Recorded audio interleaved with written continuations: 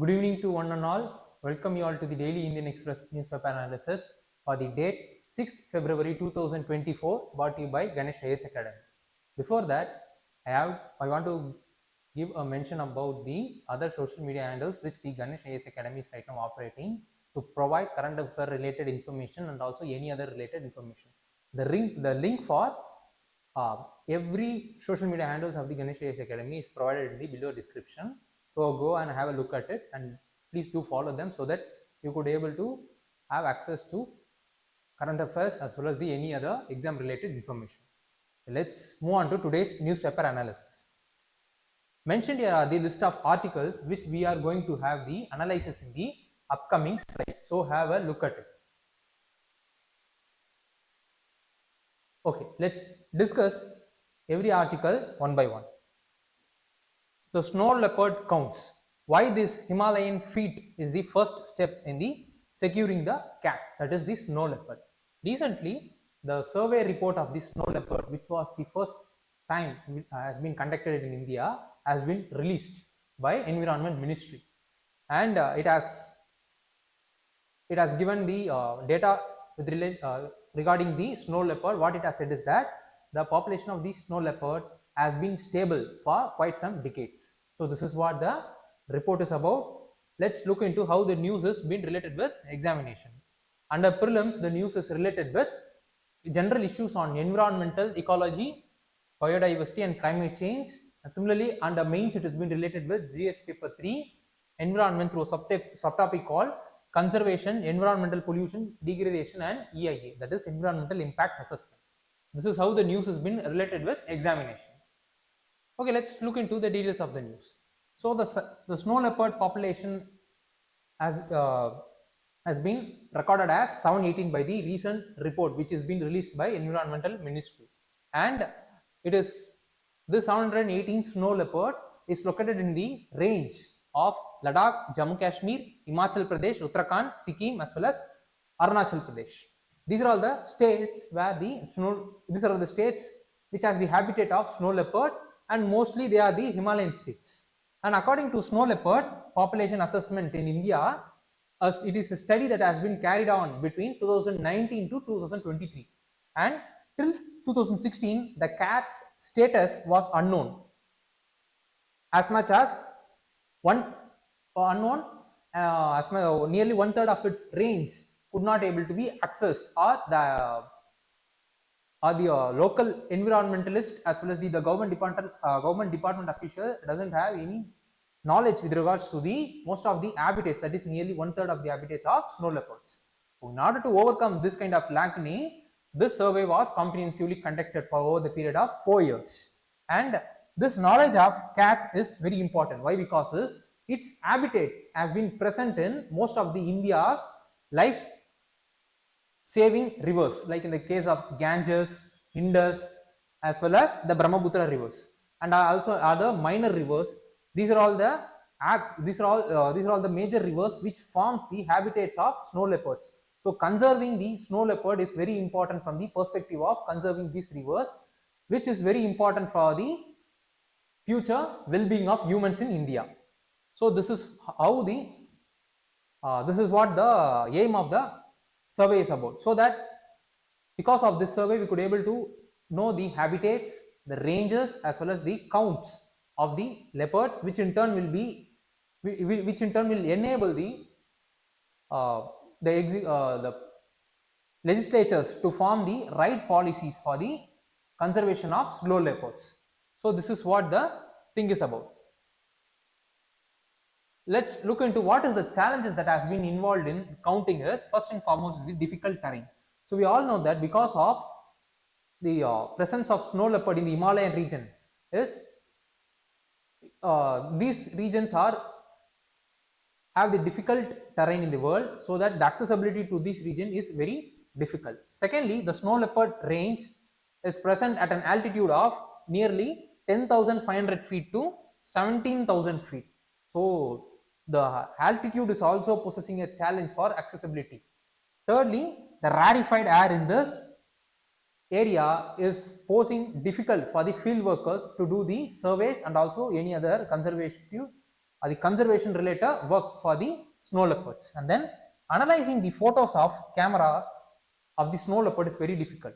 Unlike tigers, zebras, snow leopard does not yield to artificial intelligence softwares, so that a special dedicated software need to be made to identify the unique snow leopards. And then to overcome these difficulties, the global countries have made a consensus that 3 marking patterns need to differentiate between one snow leopard from the another snow leopard. This involves employing multiple independent analysts for identification, and at the same time it also made compulsory that cameras need to be placed in the strategic position, so that the heads and tails of the snow leopard will be identified, because this heads and tail spot will enable the conservationist as well as the environmentalist to clearly demarcate or identify the difference between the two leopards. And in order to do this, the extensive usage of resources required. So this is also acting as one of the constraints for the implementation of the survey. And then how the exercise has been conducted is, see, the Wildlife Institute of India, which is the statutory body which has been created under Wildlife Protection Act 1972. This body comes under Ministry of Environmental as well as Forest and Climate Change. This body, along with the NGO, that is Nature Conservation Foundation, and then WWF India, prepared the India snow leopard estimations. And then in all the photographs that has been collected from 9,971 camera trap, 241 unique individuals were identified. So this camera traps doesn't cover all the habitats of snow leopards. It has only covered the certain important strategic point or the hotspot of the snow leopard. Based on the data that has been obtained from the camera traps, 241 unique individuals or the unique snow leopards were identified. So based on the extrapolation as well as some interpolation, the overall snow leopards have been finalized as 718 according to the survey. So this is what the numbers across the areas. For example, in the case of Ladakh, the camera nearly 956 camera traps have been fixed in various strategic points, and then number of unique individuals have been identified through this camera is 126, and based upon the extrapolation it has been calculated that nearly 477 snow leopards are present in the Ladakh. So is the case for the other states like Uttarakhand, where 124 was the final output, and in case of Himachal Pradesh it is 51, and in the case of Arunachal Pradesh it is 36, in the case of Sikkim it is 29 or 21, in the case of Jammu and Kashmir it is 9 snow leopards. So this ranking or the counts of the snow leopards in each region is very important from the perspective of prelims. Okay, let's look into the outlook of the snow leopard. So in the 1980s, a guesstimate of the global population output, what it has said is that nearly 4,000 to 7,500 snow leopards are present across the global level, and among them 400 to 700 individual snow leopards are present across the different habitats in India. During 1990s, it got slightly declined to 200 to 600 counts in India, and the present survey has recorded that nearly 718 snow leopards are present in India. So we could able to see that nearly the population ranges is constantly maintained at the stable rate throughout the decades. So, but this is what the data with regards to the snow leopard for the past 3 decades is about. So what are all the concerns, what are all the challenges these snow leopards are facing in their habitats is, first and foremost, is the expansion of infrastructural activities in the fragile Himalayan areas. Secondly, because of increased infrastructure activities, there has been an enormous amount of labor influx that has been happening in the region, so that they are so if the more number of migrants are coming to this Himalayan region, means they will be, their livelihood or day-to-day activities will be dependent on the scarce resource that is present in the region. So it will act as competitive factors for the snow leopards. And then increased tourism is also leading to increased garbage mismanagement in the area, which in turn is leading to the free ranging of dog population, which competes with the scarce resource that is present in the area with the snow leopard. So this is what the outlook as well as the concern of the snow leopard is about.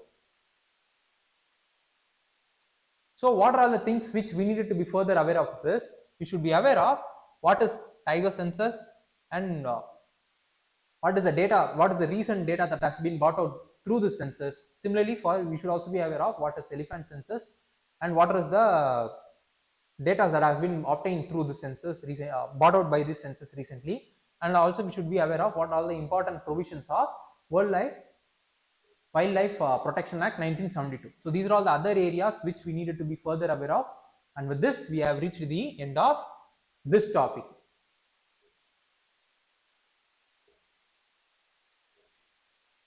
Five key takeaways from 2021-22 Higher Education Survey. Recently, the All India Higher Education Survey has been released. So the report has provided certain data as well as output which needed to be taken care of.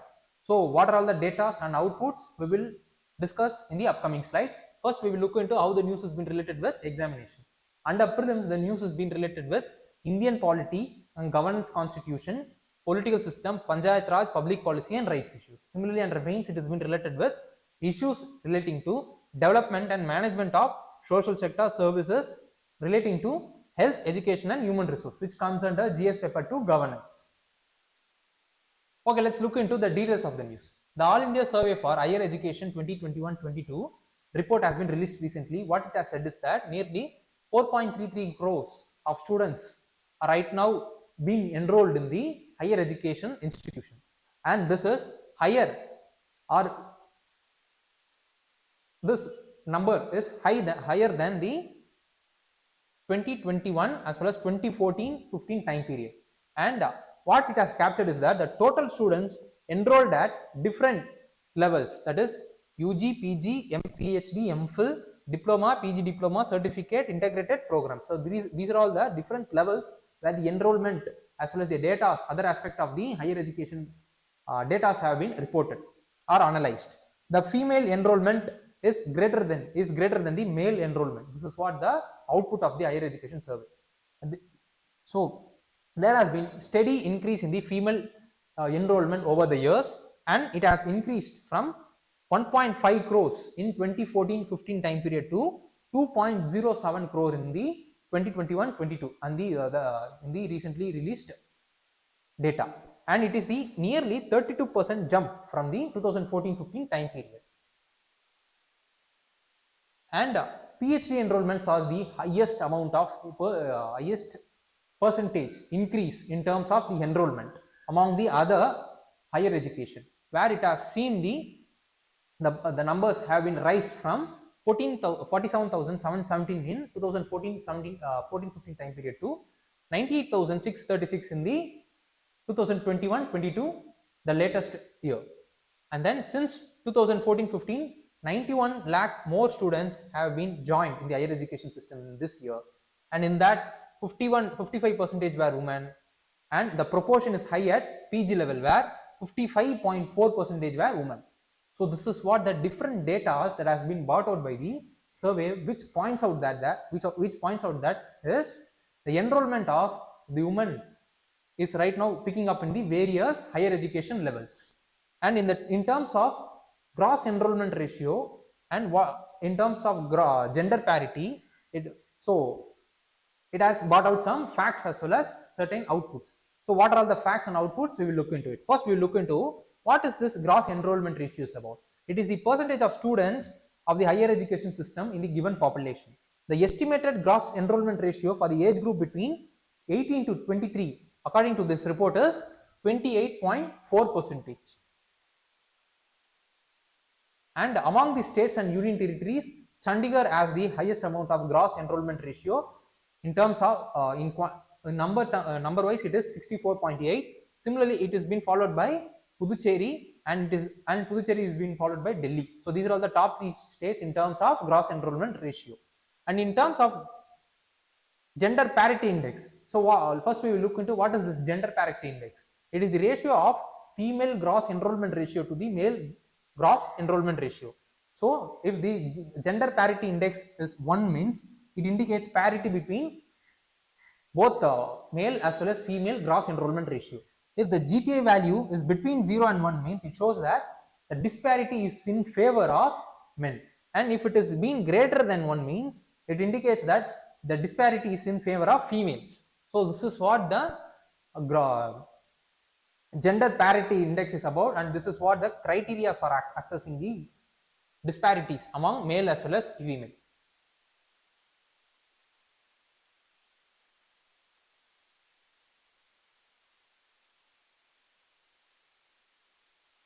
And what the survey has observed is that in 26 states and union territories, the GER, that is the gross enrollment ratio, was in favor of women, and at all India level the GPI was 1.01, and for the candidates those who are belonging to scheduled caste as well as scheduled tribe categories, their GPI values is 1.01 as well as 0.98 respectively. So this is what the gender parity index as well as the gross enrollment ratios output as well as the data that has been brought out by the surveys about.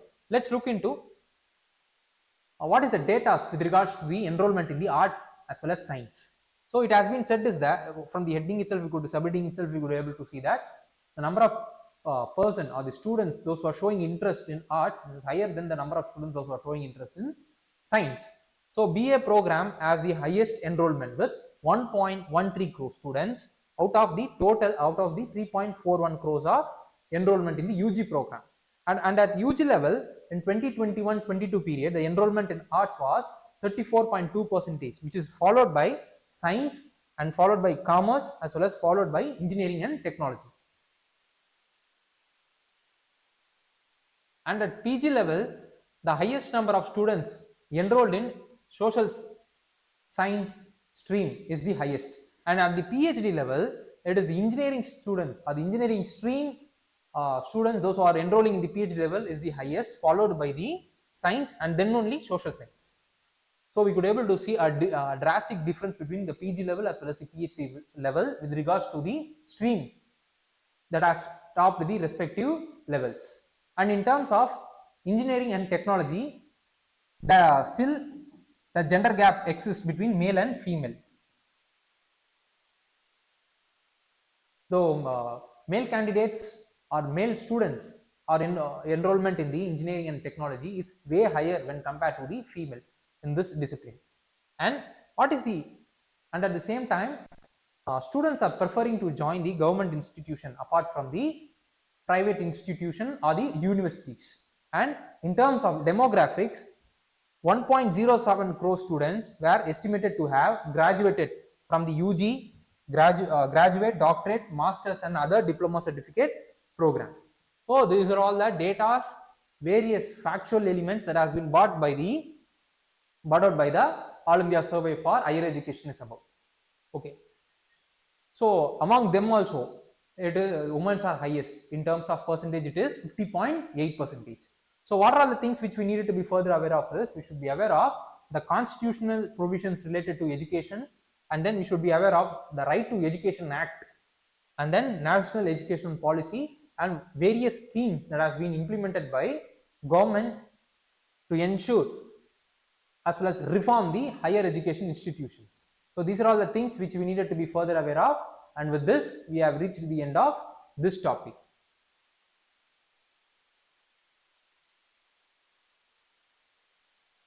Manufacturing saw more employment profit despite the COVID pandemic blows. So the post-pandemic years or the year that is 21-22 time period as saw the manufacturing sector saw growth despite the economic slowdown that has been happening in domestic level and also at the global level because of the COVID related disruption. Okay, this is what the data that has been brought out by ASI. Let's look into how the news has been related with examination. Under prelims, the news is related to economic and social development. Similarly, under mains it has been related with GS paper 3 economic development under a subtopic called Indian economy and issues relating to planning, mobilization of resource, growth, development and employment. So this is what the thing is, and this is how the news has been related with examination. Let's look into further details of the news. So the COVID pandemic has affected the factories as well as fixed investment. In the organized manufacturing sectors, fixed investment are the investment that has been made in the fixed assets, and so this is one part of the story, and another part of the story is the profit as well as the invested capital. Invested capital is nothing but the capital that has been mobilized through the issuing of securities, bonds, equities, shares, etc. But this recorded an increase during the COVID pandemic years. The annual survey of industries, which has been this is the survey being conducted by Ministry of Statistics and Program Implementation, and this is the through this survey only the data have been brought out for the 2 years, for the 2020-21 and as well as the 2021-22 period. And the employment in the manufacturing sectors also took a hit during the pandemic year, that is during 2020-21. But after the pandemic year, that is during 21-22 time period, the levels started to increase. Most of the cases it matched the pre-pandemic level itself. The total number of employees in the factories reduced to 1.6 crore in the pandemic year, but it rised in the post-pandemic year, that is during 21-22 time period. In the case of workers, also the number of workers, those who are being employed in the factories, also reduced to 1.26 crore in the pandemic year. Simultaneously, the number of workers also got increased in the subsequent and post-pandemic years. And the employment in the factories, as I said, picked up to 1.72 crores in the post-pandemic year, as well as which is the 1.7% growth when compared to 29-20 time period. And the number of workers also recorded an increase during the post year of the pandemic, which is 1.36 crore with the compounded annual growth rate of 2.1% when compared to the 2019-2020 period. And in terms of employment in corporate sectors, which includes government, private as well as NGO, also saw a compounded annual growth rate of 1.6% in 21-22 year.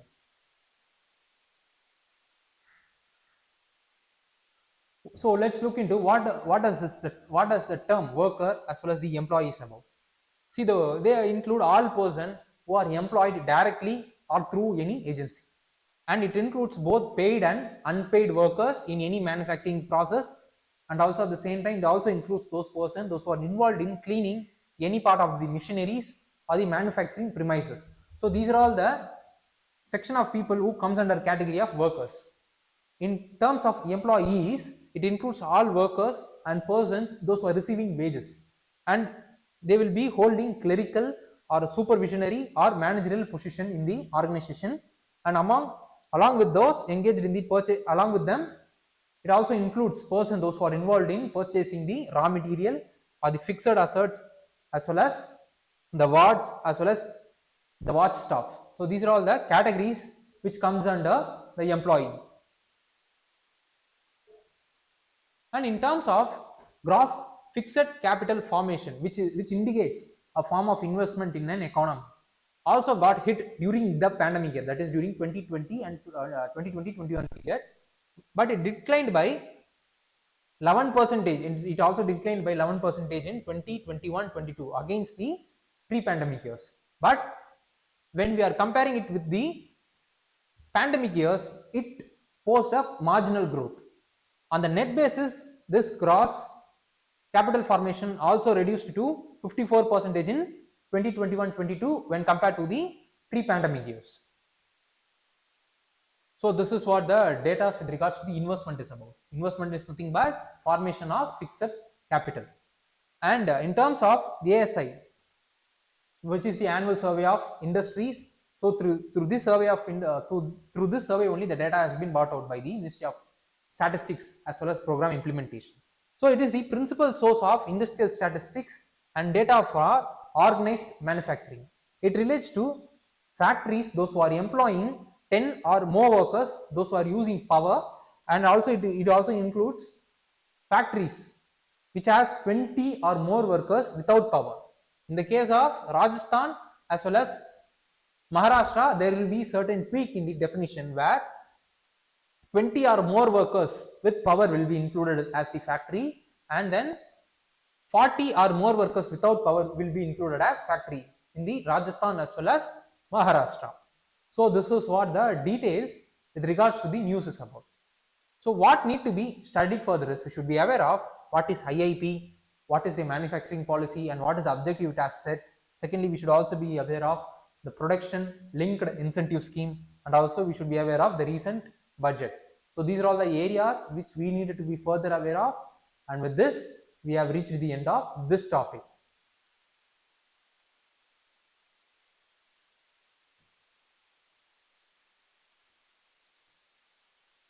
What is in a bill to stop the cheating in job exam? So recently a bill has been tabled in Lok Sabha, which is called as anti-cheating bill. So let's look into what are the important provisions, penalties, and the safeguard it has brought through this, the government has brought through this bill. So first we will look into how the news has been related with examination. Under prelims, the news is related to Indian polity, governance constitution. Similarly, under mains it has been related to GS paper 2, governance through a subtopic called issues relating to development and management of social sectors, service relating to health, education and human resources. So this is how the news has been related with examination. So the public exam bill 2024 was introduced in Lok Sabha. What it has said is that the bill aims to prevent the unfair means to bring transparency as well as accountability in the whole public examination system. So this is what the objective of the bill is about. Let's look into what is the use of unfair means in public exam. See, according to section 3 of the bill, it lists 15 sections that amounts to unfair practices in public examination. These are leakages of question paper or answer key and colluding in such leakages, and accessing or taking possession of question paper or OMR sheet without authority, and then tampering with the answer sheets or the OMR sheets and providing solution to one or more question by any unauthorized person during the public exam, and directly or indirectly assisting the candidates, tampering with their documents which is necessary for shortlisting these candidates, and also at the same time tampering with the computer network which is or the computer resource which is required for conducting the public examination, and creating of fake website, conduct of fake exam, and issuance of fake admit card or offer letter to cheat for the monetary gains. These are all the things which has been included as unfair means under the bill. So which exams have been identified as public exams are, according to section 2K of this bill, any exam that has been conducted by public examination authority is listed in the schedule of the bill, or any such authority as may be notified by the central government. So which are all the examination that has been coming under the schedules are the exam that has been conducted by UPSC, SSE, RRB, IBPS as well as NTA, the National Testing Agency. So these agencies and the examination conducted by this agency will be coming under the schedule of public examination, and in the future time period, if the central government wanted to include any other examination authority, means they have the right to include those examinations body or the examination under the schedule of the public examination. And at the same time, apart from this list, the schedule also includes the departments, ministries as well as attached office, subordinate office of the ministries which are involved in recruiting the staff for their departments or ministries or offices. So these are all the offices or the examination conducted by the offices will be coming under the schedules of the public examination under the bill, apart from the bodies which I have mentioned. So what is the punishment for violation is section 9 of the bill. What it says that all offences are cognizable, non-bailable and non-compoundable. So this cognizable is nothing but arrest, can be made without any warrant. Here the bail will not be the matter of right. It is the magistrate will only have the right to decide whether the person is eligible for bail or not. And the non-compoundable is nothing but it is the offense where the case can't be withdrawn by the complainant itself, even when the complainant as well as the accused have reached the compromise. So this is what the non-compoundable as well as cognizable and non-bailable offense is about. So what is the punishment that has been provided under the bill is the punishment is for 3 years to 5 years and fine up to 10 lakhs. And the additional punishment can be given according to Bharatiya Nyaya Sanhita 2023, the code which has been passed recently by government. And along with it, section 10 to also provide certain penalties like a service provider, those who have been involved in the or those who are helping the accused to do the malified activities in the examination or to do the unauthorized activity in the examination means, then such person, those who are providing service in the form of providing the computer resources or any other electronic resources, will also be charged or will also be given penalty under the bill. So penalty, the fine up to 1 crore will be imposed on them. And at the same time, the bill also provides harder punishment for the organized crime. Organized crime is nothing but a person, a group of persons, those who are involved in a common motive of wrongful gain will be considered as the organized crime, and those persons or the group of persons involved in the such kind of activities will be given even more harsher punishment under the bill. So this is what the thing is about. So what is the reason for bringing this bill? Is so large number of cases have been reported in the recent years. For example, 41 instances of exam tampering cases have been recorded in the past 5 years across different states, which has impacted nearly 1.04 crore youth's life. So such kind of impact it has. And also at the same time, there is the delay as well as cancellation of exam is happening because of tampering of exam, which in turn is impacting the millions of youth's life. And then to increase the transparency as well as the accountability of the examination system, such kind of this bill has been introduced, and to act as the deterrent factors to those person or the group of person or the institutions, those who are involved in such kind of illegal activities. So this is what the reason for bringing this bill.